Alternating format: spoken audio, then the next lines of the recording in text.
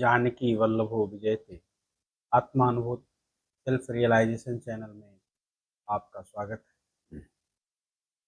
रामायण के एक स्कंधाकांड के षोडश सर्ग का प्रसंग है। तारा के रोकने के पश्चात वाली क्रोधित हो उठा। जैसा कि प्राय होता है, जो हितैषी होते हैं और जो प्रतिकूल बात करते हैं प्राय अपमानित होते हैं। तारा के साथ भी वही हुआ। ताम एवं ब्रुवंतीम ताराम ताराधिप निभाननाम वाली निर्भर्त सयामास वचनम। वाली ने तारा को फटकारा और यह वचन कहा। क्या कहा? गर्जतोस्य सुसंरब्धम धातु शत्रोह विशेषतः। ये भाई जो मेरा शत्रु है, इसकी गर्जना को और इसकी ये जो उत्तेजना है, मर्शयिष्यामि केनापि कारणेन वरानने, हे वरानने, मैं कैसे इसको क्षमा करूं? इसकी गर्जना को और इसकी जो उत्तेजनापूर्ण चेष्टा है, मेरे घर के सामने आकर के गरज रहा है, मैं कैसे सहन कर लूं?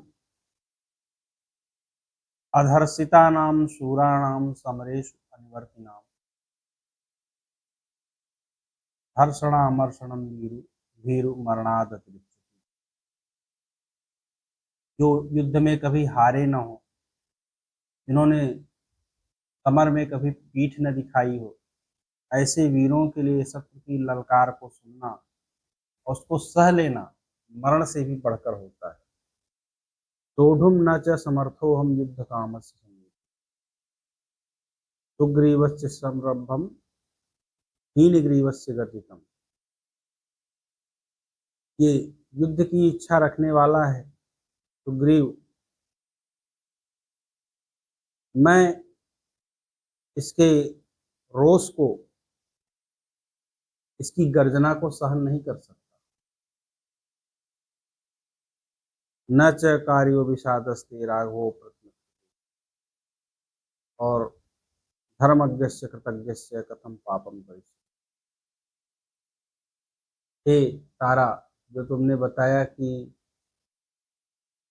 कौशल अधिपति राम आए हुए हैं, उन्होंने सुग्रीव का पक्ष ले रखा है, तो तुमको विषाद नहीं करना चाहिए उनके प्रति, क्योंकि वो धर्मज्ञ हैं और कर्तव्य को क्या करना है क्या नहीं करना इसको जानने वाले हैं। कैसे पाप करेंगे? अर्थात मेरी उनसे कोई शत्रुता नहीं, तो मुझे क्यों मारेंगे? निवर्तस्व सह स्त्री भी कथम भूयोनुगच्छ। अब तुम स्त्रियों के साथ लौट जाओ, मेरे पीछे पीछे मत आओ। सौहृदम दर्शितम तावन मैं भक्ति सोया। तुमने अपना प्रेम दिखा दिया है और मेरे प्रति अपनी निष्ठा भी दिखा दी है, भक्ति भी। प्रत्योत्स्याम्यहं गत्वा सुग्रीवं जहि संभ्रमम्। मैं इस सुग्रीव का सामना करके और दर्पम चास्य विनेश्यामि का घमंड चूर करके वापस आ जाऊंगा। तुम मत घबराओ। न च प्राणैर्विमोक्ष्यते, मैं सुग्रीव के प्राण नहीं लूंगा।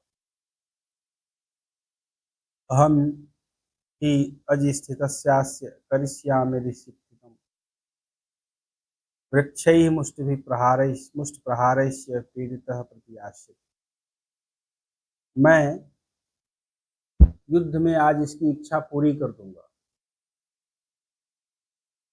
वृक्षों से और अपने मुष्टि के प्रहार से पीड़ित होकर के यह भाग जाएगा। न मे गर्वित मायस्तम सहिष्यति दुरात्मान कृतम तारे सहायत्वम दर्शितम सौहृदम मई। हे तारे तथा हे तारा, यह दुरात्मा सुग्रीव मम गर्वितम, मेरे गर्भ को न सहिष्यत, नहीं सहन कर पाएगा।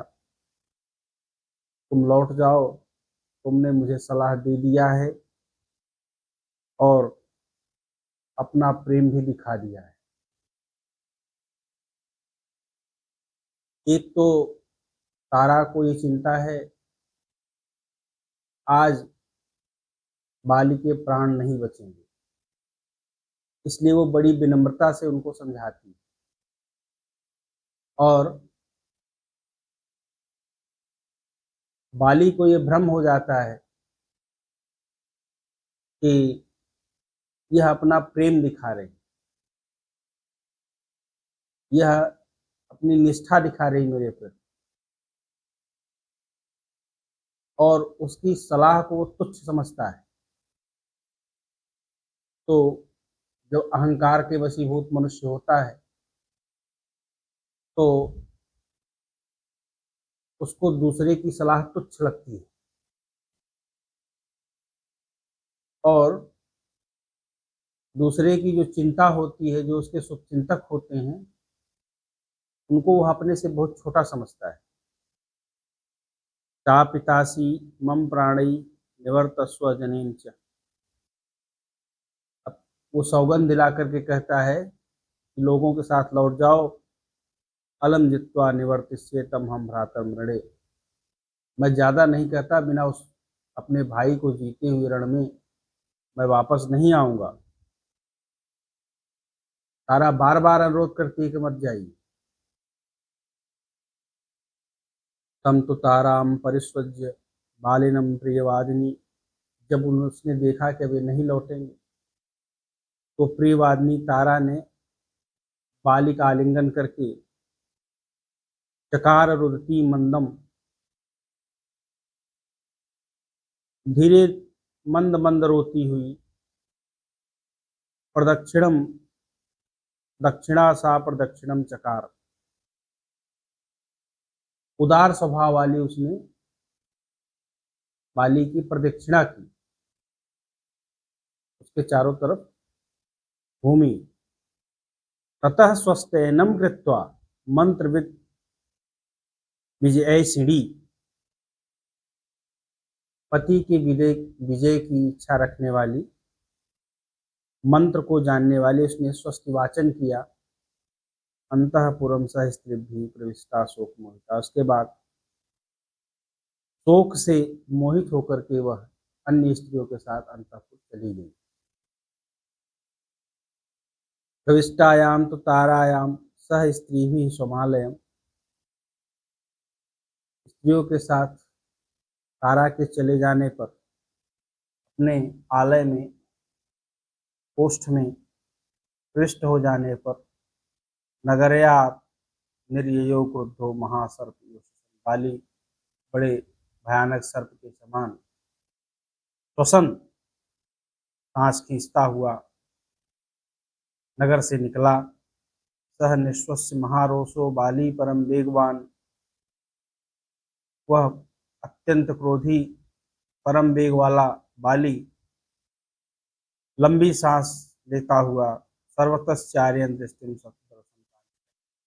चारों तरफ देखता हुआ बाली को खोजता हुआ नगर से निकला। स ददर्श ततः श्रीमान सुग्रीवम हेम पंगलम। उसके बाद उसने स्वर्ण के समान पिंगल वर्ण के सुग्रीव को देखा। सुसंबित अवस्तब्धम दीप्यमानम विमानलम। जो अपनी लगोट कस करके बांधे हुए थे और खड़े थे डटकर, और जलती हुई अग्नि के समान प्रतीत हो रहे। तम सदृष्ट्वा महाबाहु सुग्रीवम पर्यवस्थितम। वह अत्यंत विशाल भुजाओं वाला जब सुग्रीव को सामने खड़े देखा, गाढ़म पद्यते वासो बाली परम कोपना। तो अत्यंत क्रोधित होकर के अपनी वे वस्त्र को दृढ़ता के साथ बांध लिया। स बाली गाढ़ संबितो मुष्टमुद्यम वीर्यवान, वह बाली कमर कस करके मुष्टिमुद्यम्य अपनी मुट्ठी बांध करके सुग्रीवाभिमुखो योद्धुम तत्क्षण सुग्रीव की ओर दौड़ा। क्लिष्टम मुष्टिम समुद्यम्य संरब्धतरमागतः सुग्रीवोपि समुद्यस्य बालिनम हेम मालिनम।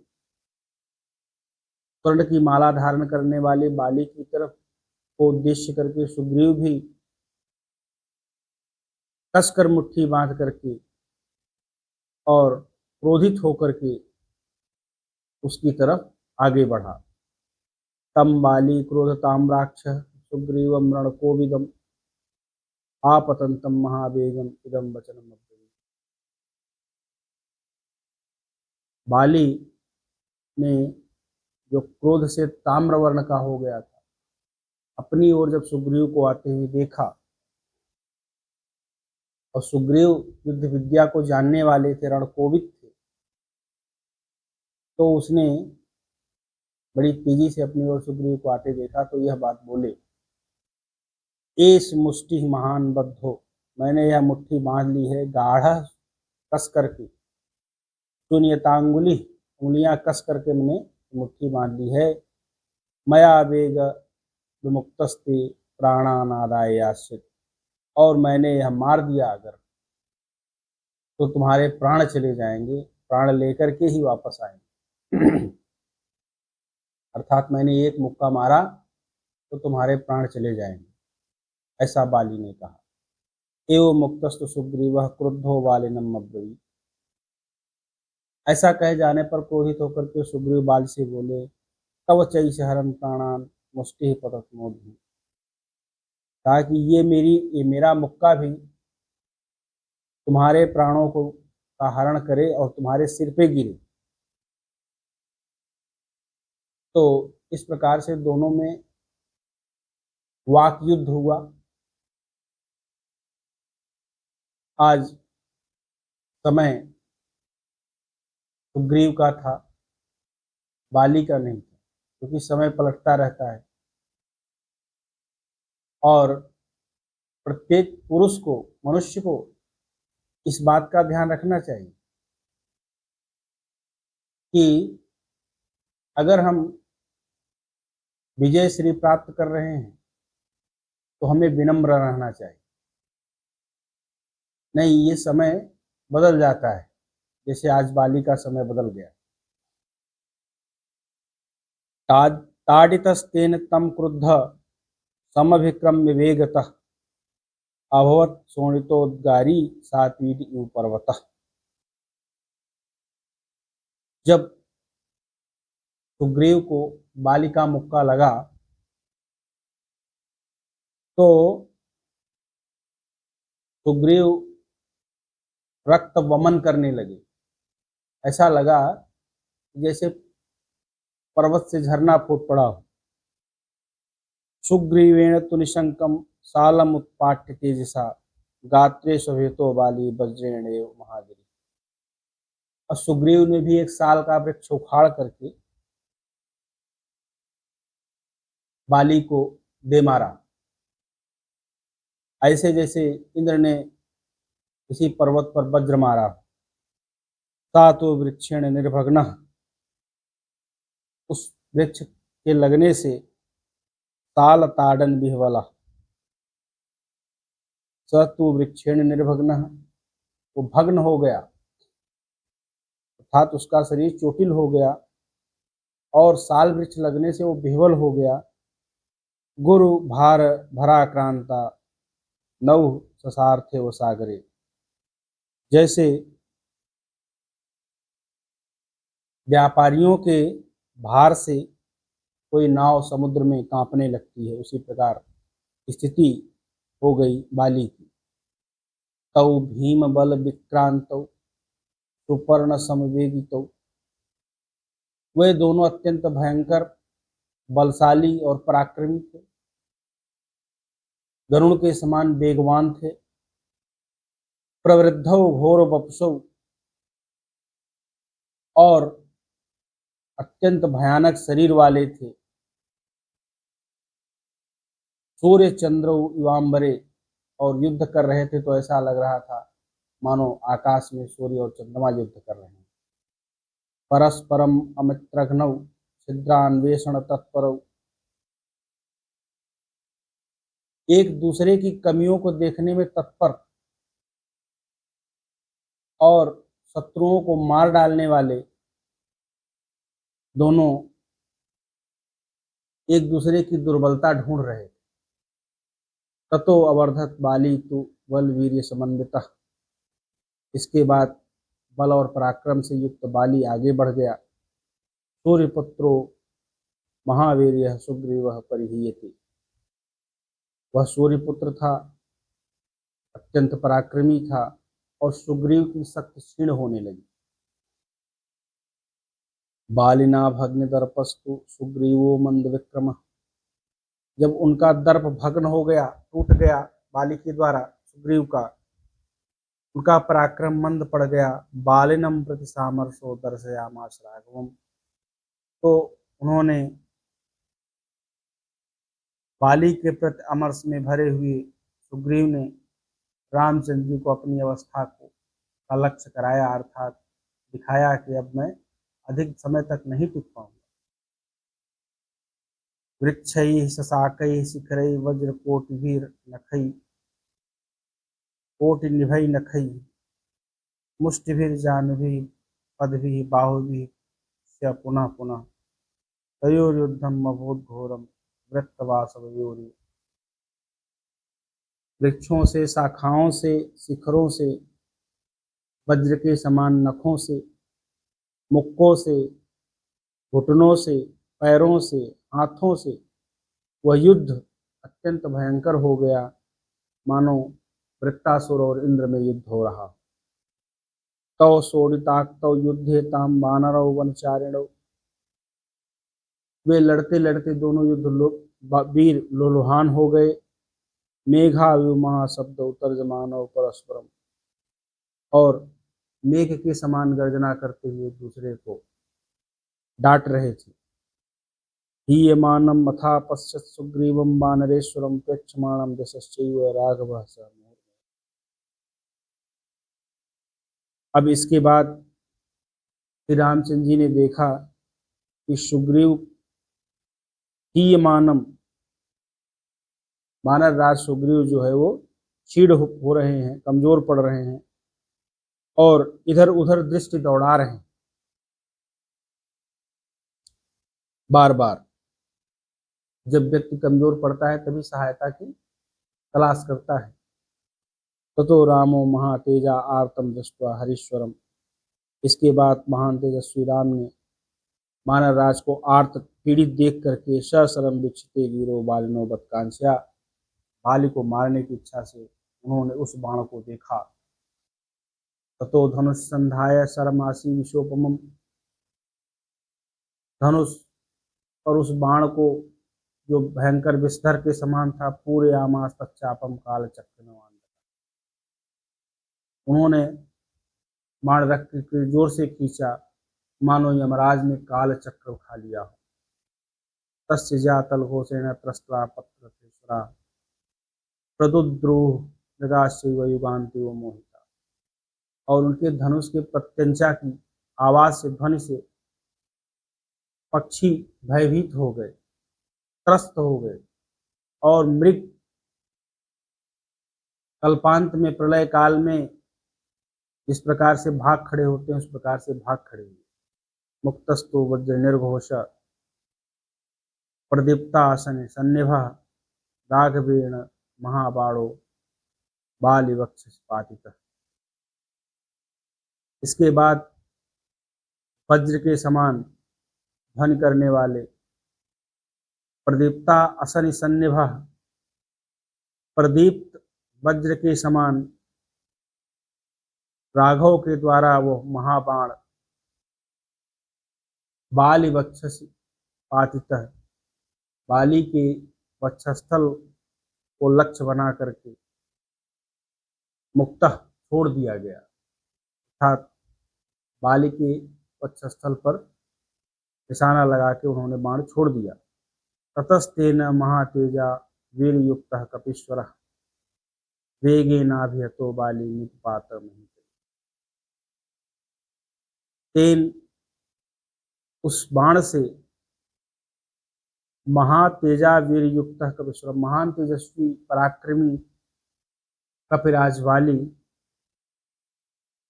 तेन वेगेन अभिहतो, उस वेगशाली जो वेगवान बाण था उससे आहत होने पर निपपात महितले, धरती पर गिर पड़े।